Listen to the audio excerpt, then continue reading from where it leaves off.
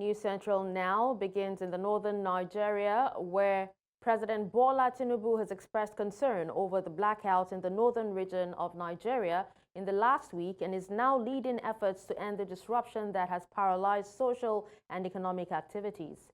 The president has directed the Minister of Power, Adebayo Adelabu, the National Security Advisor, Nuhu Ribadu, and relevant agencies to speed up the pace of work to restore electricity to all the affected states in the north.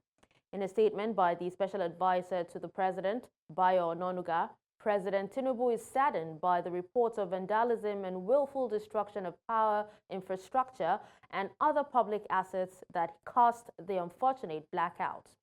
He charged TCN engineers not to relent in bringing immediate relief to the people who need electricity to sustain their social and economic activities.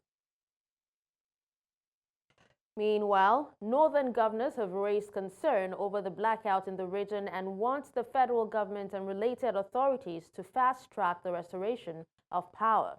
The Northern Governors Forum said this after a meeting of the union alongside traditional rulers and other stakeholders held in Kaduna. The vandalism of a transmission line in the region has thrown the north into blackout for days. Businesses in several parts of the region are recounting losses, while economic activities have been paralyzed in some places owing to the outage. Let's also tell you that northern governors have rejected President Bola Tinubu's proposed tax reform bill now before the National Assembly, citing concerns over regional impacts. In a communique issued Monday, Northern Governors Forum Chairman Governor Muhammadu Inuwa of Gombe State expressed the governor's strong opposition to provisions in the bill, particularly the shift to the derivation-based model of value-added tax, that's VAT distribution. Now, they argue that this model disadvantages the North, as VAT is currently remitted based on company headquarters and not where goods and services are consumed. The governors urged lawmakers to reject the bill, calling instead for equitable national policies that avoid marginalizing any region. The forum also appealed to Nigerians to stay calm amid ongoing economic challenges. Away from that, embattled member of the House of Representatives, Alex Ikwechegh, has tendered a public apology for assaulting a Bolt driver, Stephen Abuashea, in the nation's capital city, Abuja. In a statement on Tuesday, Ikwechegh said he regretted the unfortunate incident, which does not reflect the values that he strives to uphold. The lawmaker also apologized to the Inspector General of Police for his unintended disparaging remarks. In a now viral video, the House of Representatives member was seen slapping the Bolt driver. Meanwhile, the House of Representatives has urged Nigerians to wait for the outcome of an investigation by the police on Monday, and the Federal Capital Territory Police Command detained and quizzed Ikwechegh at the Maitama police station over the incident. Young teenage boys from Lagos, Nigeria, who were trafficked to Ghana under the guise of job opportunities have been successfully rescued. Ghanaian security officers, following an in-depth investigation led by News Central, raided the location where the boys were held and apprehended one member of the trafficking syndicate. Now, this development comes after News Central reported on the plea from the mothers of Daniel and Zil, residents of Ikota resettlement estates in Lagos, urging authorities to expedite efforts to locate and rescue their children who were lured by unidentified individuals promising employment. It all started with a plea by the mothers of two teenage boys who had gone missing from their home in Ikota resettlement estate in the Lekki corridor of Lagos. The boys, Daniel and Zil, were reportedly lured and abducted by unidentified individuals who had promised them jobs. One of his friends came. He told him that they are going out to go and art film. Not to know that this is the word that the man that want to take them to Ghana that put in their mind that they should deceive the parents, not to tell the parents the truth where they are going. Okay, on that fateful day, that was 2 weeks ago. Tomorrow, Friday, make it 3 weeks. Yes, I don't have phone. Give me the agent's number, give me the agent's phone, and write the place you are going to so that I will know in case anything happens. So this is how we are start running up and down since that very day till now. Following the complaints, News Central special investigative correspondent got cracking, and Daniel and Zil were eventually traced to where they were being held against their will in faraway Ghana. That was after being a guest in the hotel where the guy was working at the time in Lagos. And according to the victims, he said, whenever this guy comes around, he comes around with so much flamboyancy, and he spends a lot of money in his hotel. And so that got him attracted to this particular guy, and he then started asking for a job. And then that was how the deal was set, and he promised him jobs. And the victim himself then invited his friend. It was from Zeal to Daniel. But all we know is that from that day that they left their homes in the guise of going to get the job, they found themselves in Ghana. They have said also from the messages we've had from them earlier that they were blindfolded before they got to the location where we rescued them from. News Central secured the collaboration of Ghanaian Police Service to rescue the boys from their captors. In the process, 2 of those involved in the syndicate holding them captive were arrested by the Ghana Police Service. A total of 5 boys, 4 Nigerians and 1 Ghanaian were freed from the abductors. The boys narrate their harrowing experience. I wanted to go back home. Because you told him you wanted to go back home. How long have you been here? It's over a month now. Over a month now. Victims with us here. We have 5 people rescued.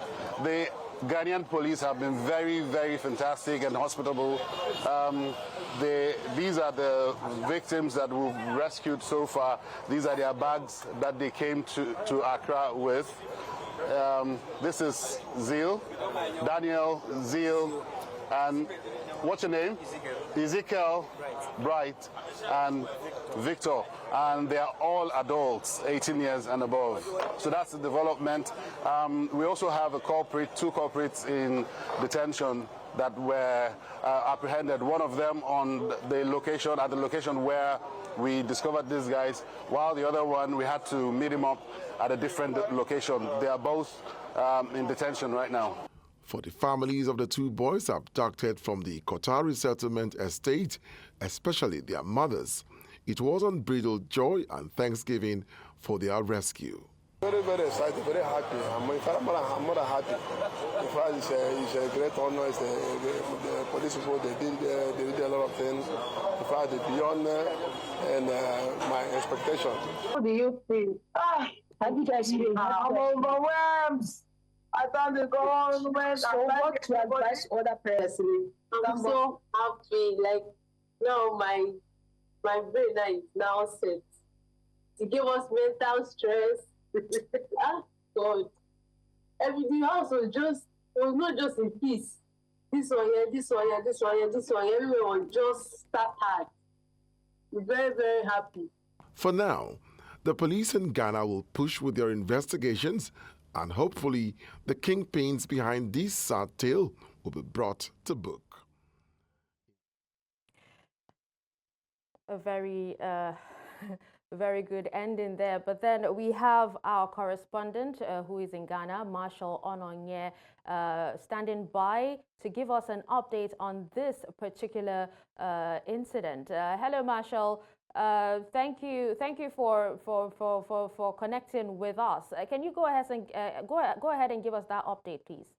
In Ghana, so we're here. This is the same apartment where the guys were rescued yesterday, the victims that were held here. Some of them, we hear they were kept since May, while the Nigerian boys who were taken over a month ago, and they were kept in this place. And usually, we came this morning to have a chat with the neighbors to find out how this place has been existing without no a notification to the police, and they have not been aware that people were being held hostage in this place and fraudulent activities happening here. But, you know, their reaction was usually you'd find the house under lock and key like this. And even when you look inside, when we came yesterday, it was like this. And then inside we had another key that was locked. The serenity of the place quiet. You wouldn't suspect that there were people in this place. And you can find the surroundings are overgrown with grasses and within the compound. So you'll at least expect that there are people living here because it doesn't look habitable at all. The windows were closed. But for the communication we had established and the tracking we had established with the victims in there, we knew that there were people obviously in there. And so the police had to break this to get access to the compound. And then eventually we got access to the guys. If you look here on the floor, while all of that evacuation was happening yesterday, these were cigarettes, sticks of cigarettes that were taken away from one of the culprits who was arrested yesterday while he was trying to get on the truck. These were part of what was found in his pockets and his phone as well that was taken away. The neighbors around here are skeptical to comment on the matter because they wouldn't want to get involved or entangled with anything that seemed fraudulent.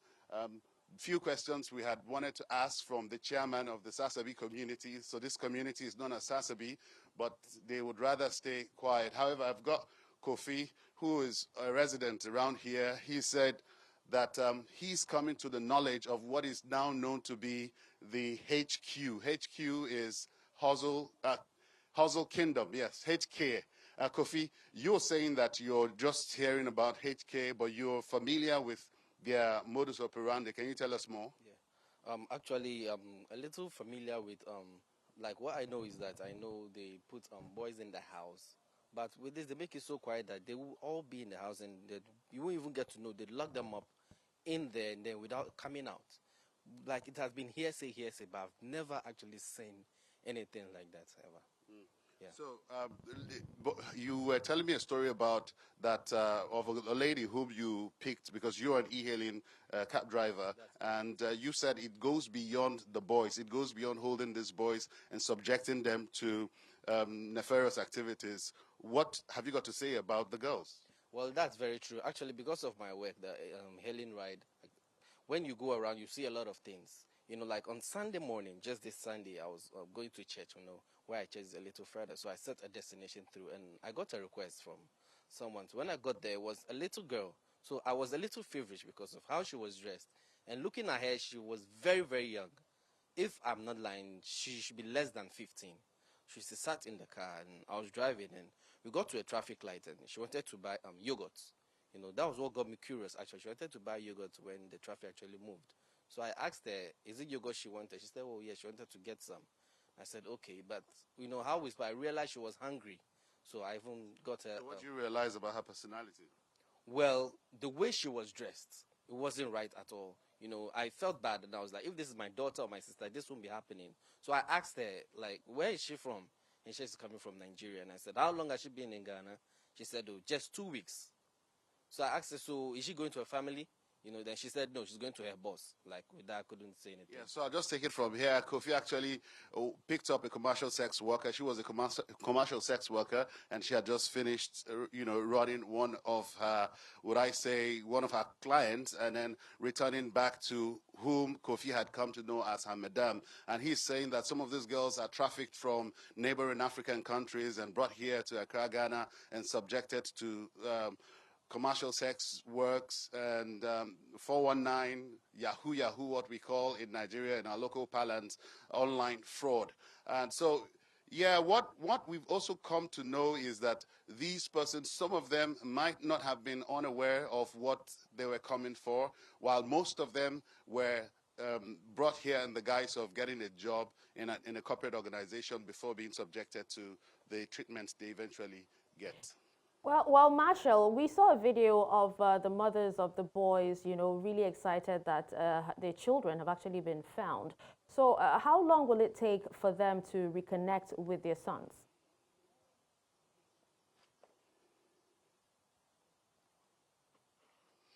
Well, thanks to News Central, News Central has been able to bring the relatives of these boys that we were initially in contact with down here to Ghana to get them handed over by the police to these relatives and return them back to Nigeria. So we're hoping that today these parents who are currently in Accra, Ghana, would have access to the children, and then hopefully they return back home in Nigeria. One thing I must mention here is that yesterday the police noted that usually in this kind of cases, what you'd expect is the Welfare Commission from the Nigerian High Commission should take over the welfare and the reintegration of these children back to their family, or, they're expected to take that responsibility over. But what you'll find is whenever the police contacts the Welfare Commission, they would simply decline to cooperate with the police on this. So you would find people who are rescued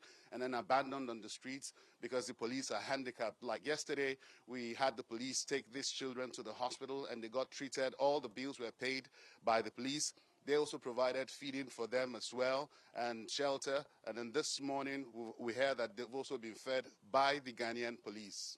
All right, Marshall, just before we let you go, when can we expect more updates on the investigative process?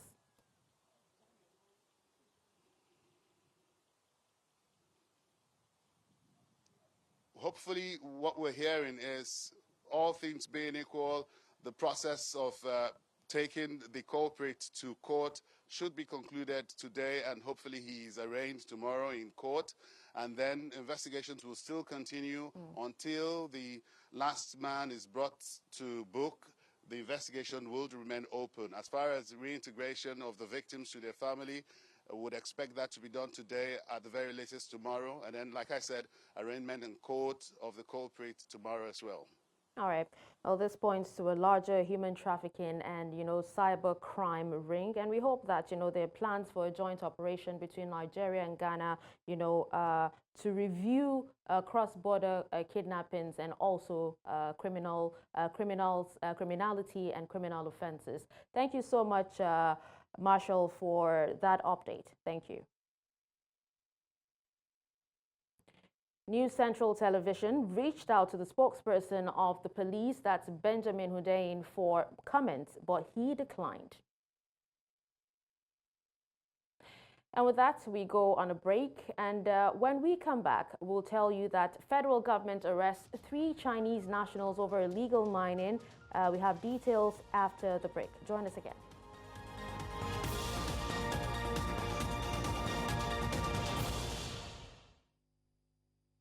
Thank you for staying tuned. Now, the federal government has confirmed the arrest of 3 Chinese nationals and 2 Nigerians for illegal mining in Nasarawa State.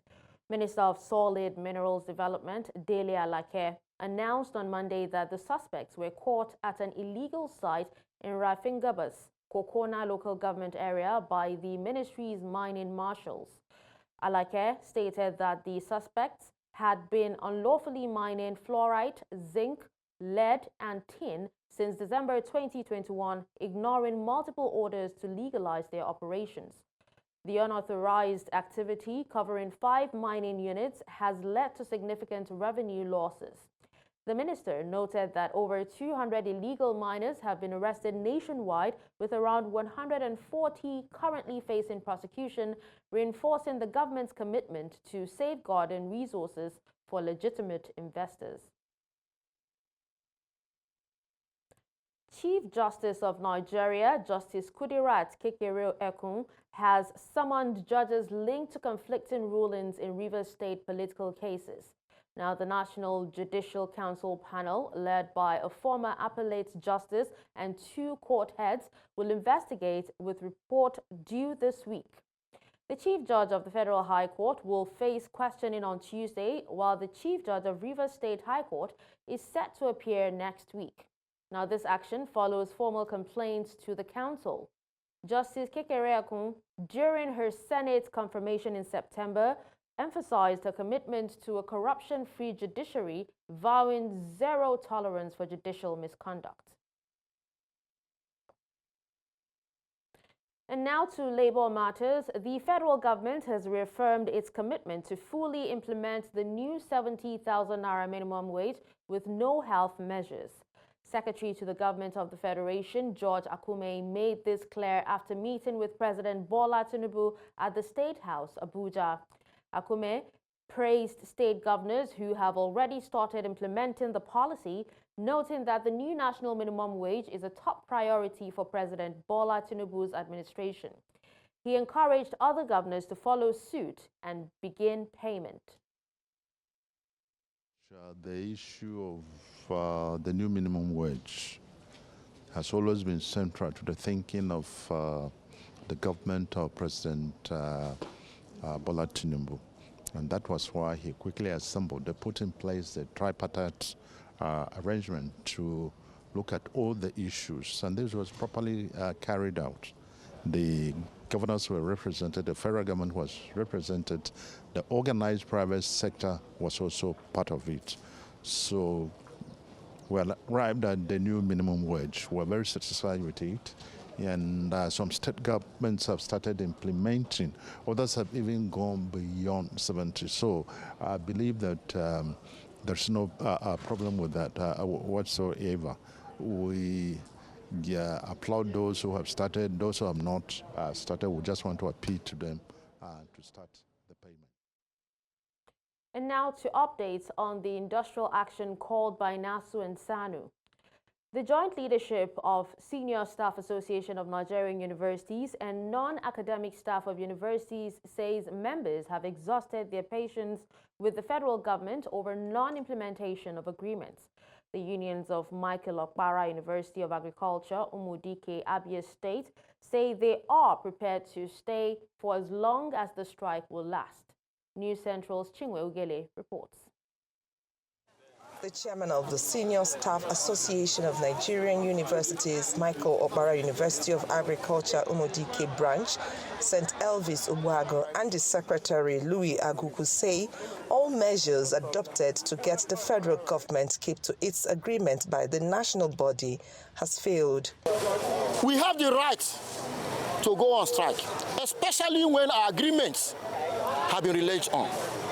And we have taken the necessary procedure to pass information on this. We have done everything. We have exhausted every internal mechanism to bring the government to pay this money they are owing us. It's not just the formal strike. But they should show recourse to the agreement met. Till date, none has been made. We have given several ultimatums from August that we did the peaceful protest. Till date, none has been met. The workers complied with the order to down tools as they hang around on Monday morning.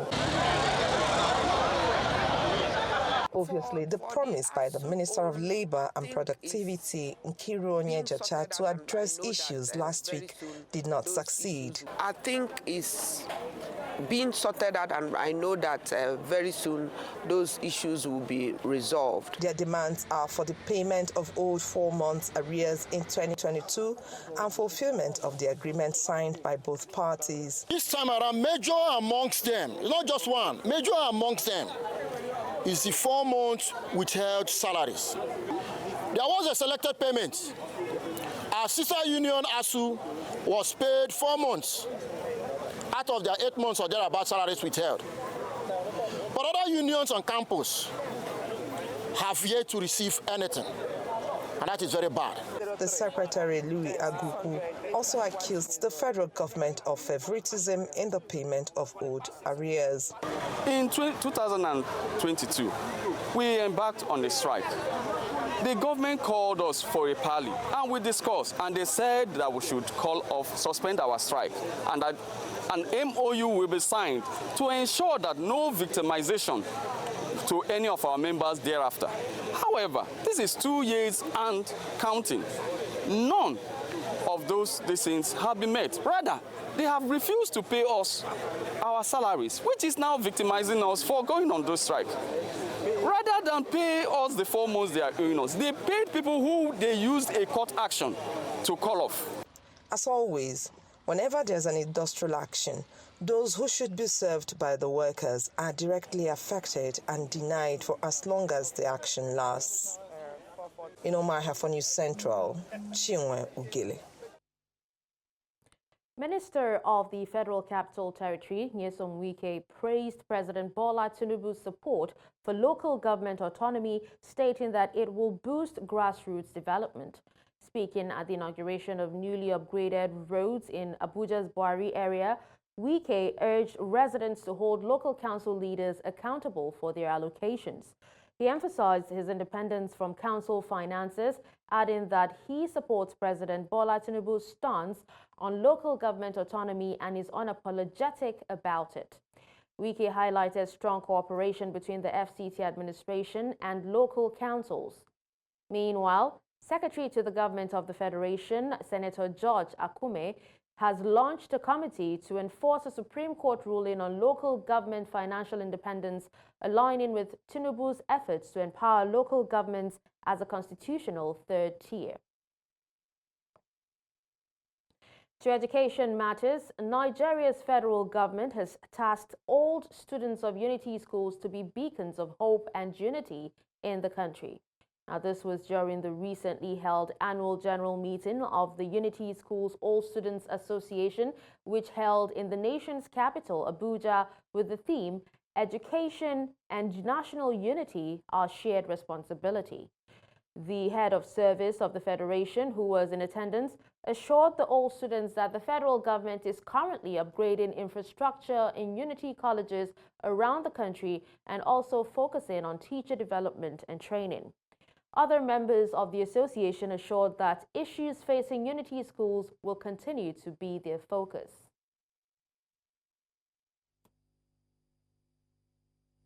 The federal government is actually doing a lot to bring these Unity colleges back to what they used to be. So they're looking at the infrastructure, they're looking at the curricula, they're looking at the teachers, they are training the teachers. They're looking at so many things that would actually revamp the Unity colleges. And I must commend the federal government for what they're doing. But like I said, USOSA also needs to do more. For the 43rd time in the life of this organization, we're meeting here in Abuja again to look at the issues and take action about them, on them. Issues around unity, issues around peace, issues around nation building, but very importantly, issues around the learning economy, the secondary schools in Nigeria, public schools, which we hope to, through these platforms like this, to raise issues and provide solutions that will help the government in improving the quality of the schools. Through the resources, the talent, and the time that alumni have of Unity schools, we're putting so much back into the system by way of our own volunteering. And we think through that, with the collaboration with the federal government as well as with other stakeholders, we'll be able to make a difference. So while there may have been deterioration, there's also a very deliberate attempt by alumni and through alumni associations to help to revamp these schools. And that's why we're here. It's a legacy I believe Nigeria cannot afford to throw away.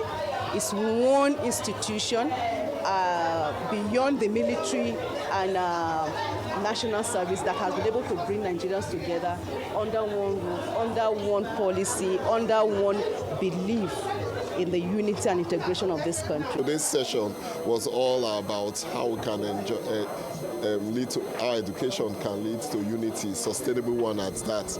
And I think we as a group are strongly united, so it's just about spreading it to the wider society. Gender rights advocates in Nigeria have called on community heads and rural communities to allow women in their communities to practice their religion without fear or hindrance.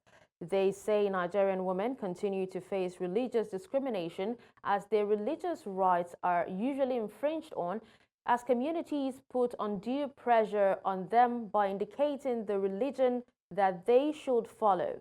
Our correspondent, Idong Joseph, has more on this. According to available data, religious persecution and violence are on the rise in Nigeria, with women and young girls disproportionately affected. Many endure abductions, forced conversions, and marriage, discriminating against their rights to religious freedom. A notable case is the case of Leah Sharibu, who was abducted and has now been held captive for nearly 6 years for refusing to abandon her faith. These troubling circumstances, made worse by terrorist groups like the Boko Haram in the northeast, have sown discord among various religious communities. During that time of 2019, that this crisis of Boko Haram happened in Maiduguri, the thing now creates a strong hatred between me and my Muslim friends. From there we separate, we begin to hate each other. We now look at them that maybe they are wicked, that is why they did this thing to us. For 30 years old Dalia, fostering a better understanding of religious tolerance is key to peaceful coexistence. She and other advocates are calling on mothers to instill respect of diverse faiths in their children. During that time of 2009, that we had this problem, my mother used to tell us that don't go to that your uncle's house because they will kill you people. They bring this dispute between us. So I now come to understand when I grow, I say, no, this one will not work. So mothers should talk to their children to unite to each other. If women really intend peace, would get peace in our society. They have the husbands, they have their children, and all are under their control by the grace of God. They also say that promoting women's religious rights and educating them on religious tolerance is crucial, a key reason for this training. Everybody has the right to choose his or her own religion, and that is why we have chosen that we have time with women leaders to encourage other women to see the need to take the learning and then the knowledge of religious freedom seriously in order to promote peace and egalitarian society. Today I'm able to listen to a Muslim woman give me outright points from the Holy Quran on that supports freedom of religion and belief. So it tells me that I shouldn't look at another religion differently. Just like the United Nations Declaration, Article 18 of the United Nations states that everybody is free to believe, we are advocating for the religious freedom of women. Advocates here say that when women have a better understanding of religious freedom and rights, they will be empowered to insist on their rights and help promote peaceful coexistence. In Abuja for News Central, I am Idong Joseph.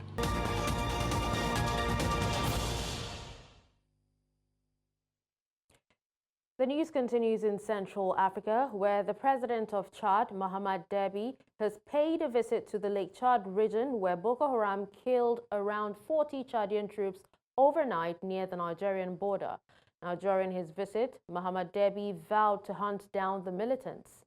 Members of Boko Haram targeted a garrison housing more than 200 Chadian soldiers late Sunday in the Lake Chad region, an area plagued by various armed groups. The presidency said in a statement that the attack struck near Ngobwa in the west of the country, tragically leaving about 40 people dead. Around 20 people were also wounded.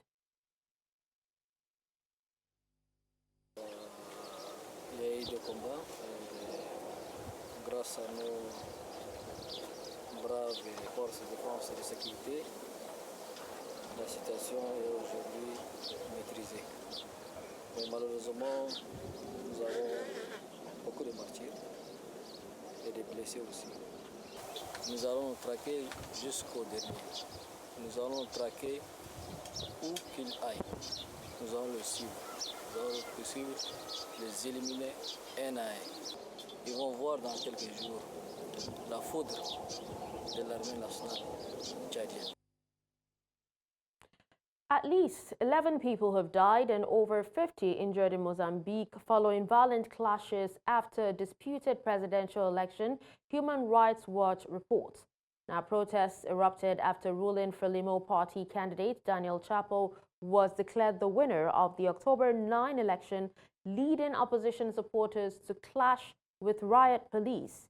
HRW reports Mozambique security forces used live rounds, injuring dozens, including children affected by tear gas in residential areas. HRW's Alan Ngari called for an impartial investigation into alleged excessive force. A local NGO, CDD, confirmed 11 deaths, most in Nampula, that's a province in Nampula, and noted over 450 arrests. Meanwhile, opposition party Podemos has filed a lawsuit demanding a recount, citing major irregularities throughout the election process. With a day to go until crucial elections in Botswana, the African Center for Governance has brought together a diverse group of young leaders and community activists in a dialogue that aims to address the barriers that have hindered their engagement in voting. The dialogue also shared insights on understanding how to encourage greater youth involvement in democratic processes and the vital role that the youth can and should play in shaping their political landscape. News Central's Bongani Siziba has more. The 2024 elections in Botswana are just around the corner, and the youth, who represent over 60% of the population, are stepping up to make their voices heard. In a political landscape that is often overlooked their aspirations. This dialogue is a turning point for youth's participation in the elections. They say it's not just about voting, but about holding the government accountable once they are elected. This time, the youths are saying they won't just vote and walk away. The youth have traditionally been neglected in political campaigns and political policies as a whole, and this is because we don't participate in elections. So I'm hoping that this becomes the first step in a 1,000-mile journey to becoming a group that is recognized, and by the time I leave the bracket, they would be a group that is taken seriously, and when any policy considerations are made, it's not just ticking a box, but it's meaningful inclusion and consideration for the youth. However, while enthusiasm is high among many young people, they remain concerned about how independent the country's electoral commission is and its ability to execute its mandate.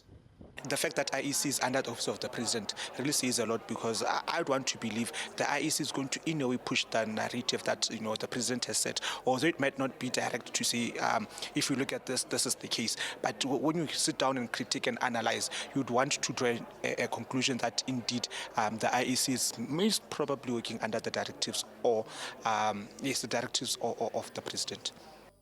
The lack of confidence in political structures is another of the factors driving empathy among the young. This year, however, they say the unique circumstances, a growing push for civic engagement, and initiatives like Vote 2024 are fostering hope and enthusiasm.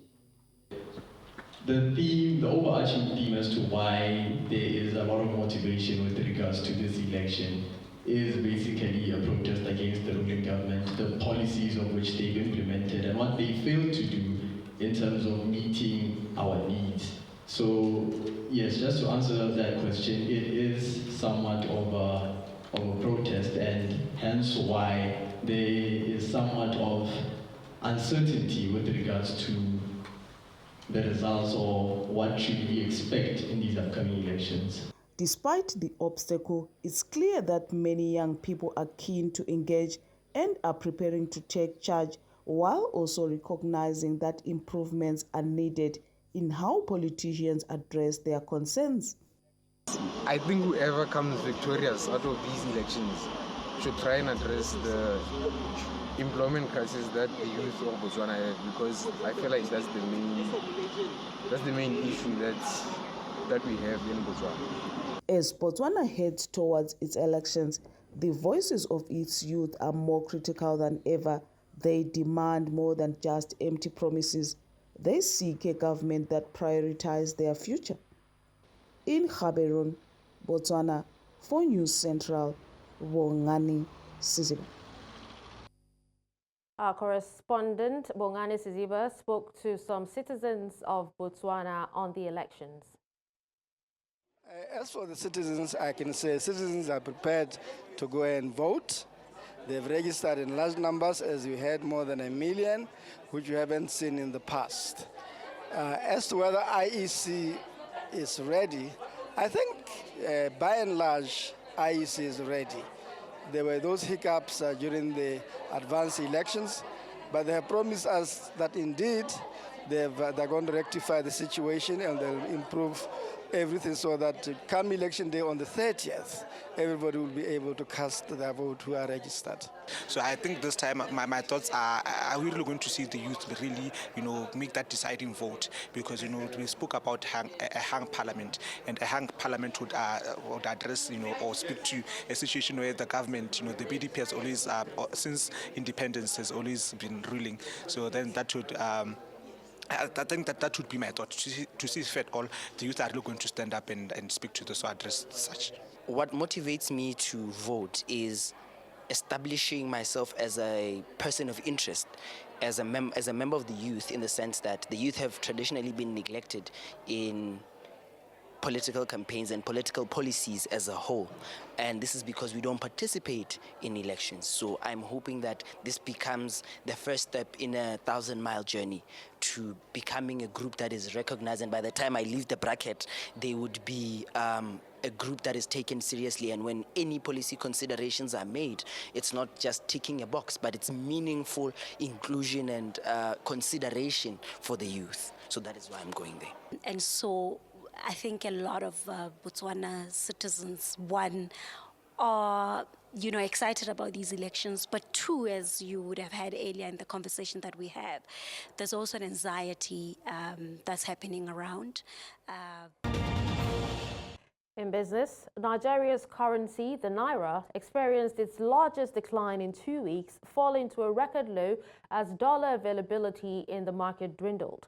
On Monday, the Naira dropped 4.3%, making $1 worth 1,670 Naira 65 kobo, due to a staggering 72% increase in dollar liquidity, leaving only $81 million available for trading.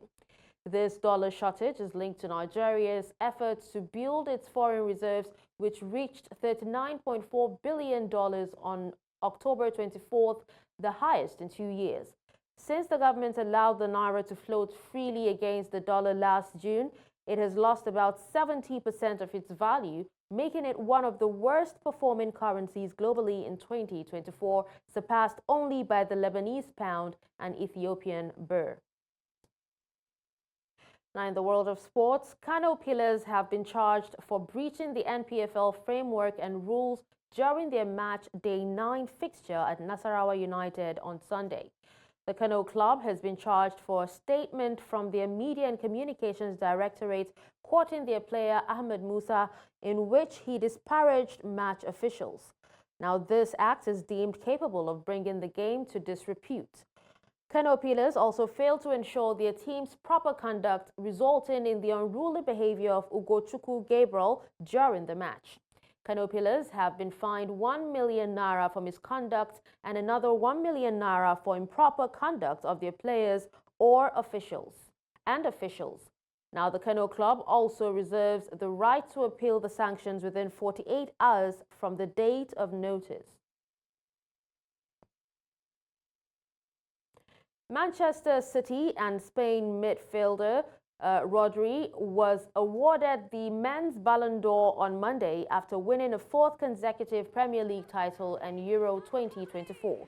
The decision to award the prize for the world's best player to the midfielder came as a surprise, with Real Madrid's Liga and Champions League double winner Vinicius Jr. widely seen as the favorite. Barcelona and Spain star Aitana Bonmati won her 2nd successive Women's Ballon d'Or after leading her club to a historic continental quadruple of titles and claiming the Nations League with her country. The 26-year-old playmaker joins teammates Alexia Putellas as the only woman to win the Ballon d'Or twice since the award's inauguration in 2018.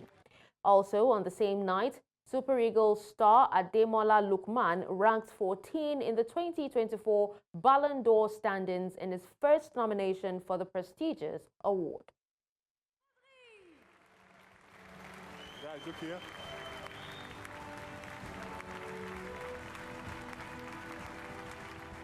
Let's hear George Weah. And that's all at this hour. But before we go, let's take another look at some of our major stories. We told you that President Bola Tinubu orders speedy action as northern governors express outrage over blackout in the region. We also told you that Chief Justice of Nigeria summons judges linked to conflicting judgments in Rivers State. Finally, you heard that Human Rights Watch says 11 people killed, 50 injured after violent clash with police in Mozambique after disputed presidential election.